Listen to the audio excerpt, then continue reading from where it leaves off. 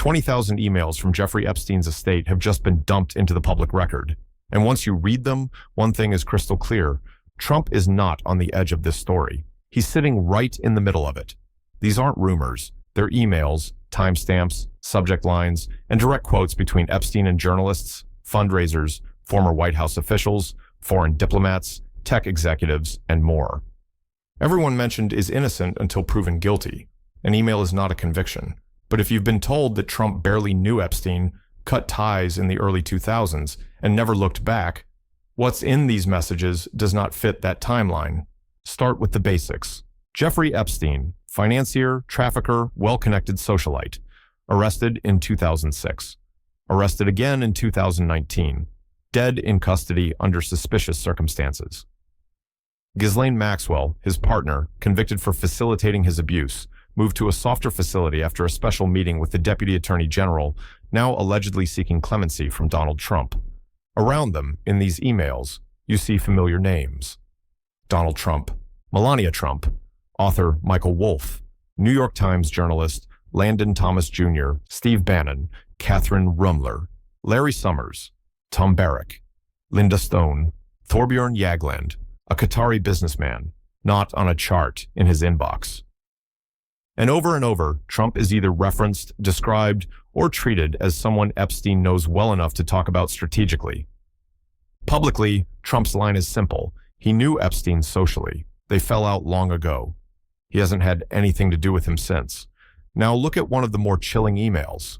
In 2017, long after that supposed break, a visitor writes to Epstein as they arrive at his house. They're going to the second floor. The same floor other evidence links to massage tables and camera-equipped bedrooms. They ask for a door code. Epstein offers the house because it's more private. Then the visitor writes, "I'm at the door, but I will wait for my time. I don't want to come early to find Trump in your house." That's not 2002. That's not, "I saw him once at a party." If that email is genuine and interpreted correctly, someone in 2017 thought there was a real possibility they might walk into Jeffrey Epstein's home and find Donald Trump there during the Trump presidency. No judge has ruled on that line. No jury has weighed it. But it does not sit comfortably next to the public claim of, "We haven't spoken in years." The emails also show how Epstein talked about Trump, not just when he might see him. In a thread with Catherine Rumler, a former White House counsel under Obama, they're discussing Trump's legal exposure over undisclosed payments. Rumler writes that his failure to disclose and his lies make it obvious he knew what he was doing was illegal. Epstein's answer, "You see, I know how dirty Donald is." In a separate exchange with former Treasury Secretary Larry Summers, Epstein writes that he's met some very bad people in his life, but none as bad as Trump. He says Trump has not one decent cell in his body and calls him dangerous. You don't have to accept Epstein as a moral authority. You shouldn't. But his language tells you how he saw his own position. Someone who had seen enough, heard enough, and hosted enough to claim personal knowledge of how dirty the sitting president was. In another thread, someone writes to Epstein that investigators are really just trying to take down Trump. Epstein replies, "It's wild, because I am the one able to take him down." He believed he held that kind of leverage.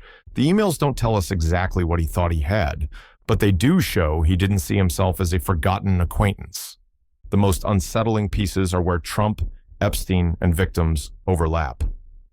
In an email to Ghislaine Maxwell, Epstein writes, "I want you to realize that the dog that hasn't barked is Trump. Virginia spent hours at my house with him. He has never once been mentioned, police chief, etc. I'm 75% there." He's referring to Virginia Giuffre, the victim who later accused Prince Andrew. Epstein's point is not that Trump has been publicly accused. His point is that he hasn't, even though, according to Epstein, she spent hours at his house with Trump. And that silence is something Epstein is calculating, 75% there. Later, in another email to Michael Wolff, Epstein brings up Virginia again. He notes she worked at Mar-a-Lago, that she's the one who accused Prince Andrew, and then adds, "Of course he knew about the girls," as he asked Ghislaine to stop. According to Epstein, in his own words, Trump knew enough about the girls to tell Maxwell to stop. On its own, that line doesn't prove a crime, but alongside "the dog that hasn't barked" and the 2017 "I don't want to find Trump in your house" email, it suggests Epstein believed Trump was closer to the situation than his public statements admit. The emails also show how Epstein and people around him discussed using Trump. One of the starkest examples is with author Michael Wolff. Wolff writes that there's an opportunity to talk about Trump in a way that could garner you great sympathy and help finish him. Later, when he warns Epstein that CNN might ask Trump about him on air, Epstein replies, "If we were able to craft an answer for him, what do you think it should be?" Why would Epstein think he has any role in crafting an answer for a presidential candidate on national TV? Wolff's response is strategic. Let Trump speak. If Trump lies and says he was never on Epstein's plane or at his house, that lie becomes leverage. If Trump looks likely to win, Epstein can save him, turning that leverage into a favor. It's not just gossip, it's game theory around the truth. Let him deny it, store the denial, then decide whether to destroy him or rescue him. In that conversation, Trump isn't just a politician, he's a potential asset. You see similar patterns when it comes to Trump's political orbit.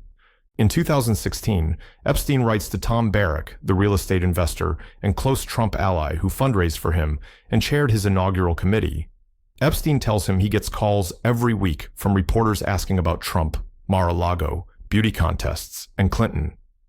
He says he dodges questions, stays careful, and tries to avoid being cornered in public.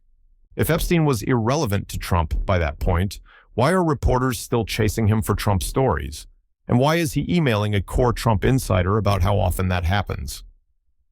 In another thread, a Qatari businessman tells Epstein that Trump gives many new things to do, and later writes that Palm Beach is all Trump people here.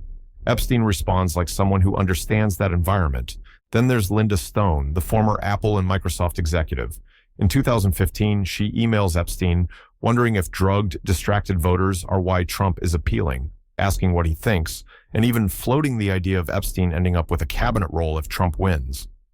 Mixed together, these emails don't look like the social remnants of a long-dead friendship. They look like active overlap between Epstein's world and Trump's world during the campaign and presidency, and the reach isn't just American. In 2018, Epstein emails Thorbjørn Jagland, the former Norwegian prime minister. He suggests that Russia's foreign minister Sergei Lavrov could get insight on talking to Trump by speaking to him. He mentions that the late Russian ambassador Vitaly Churkin understood Trump after their conversations and calls Trump simple to manage. He just needs to be seen getting something.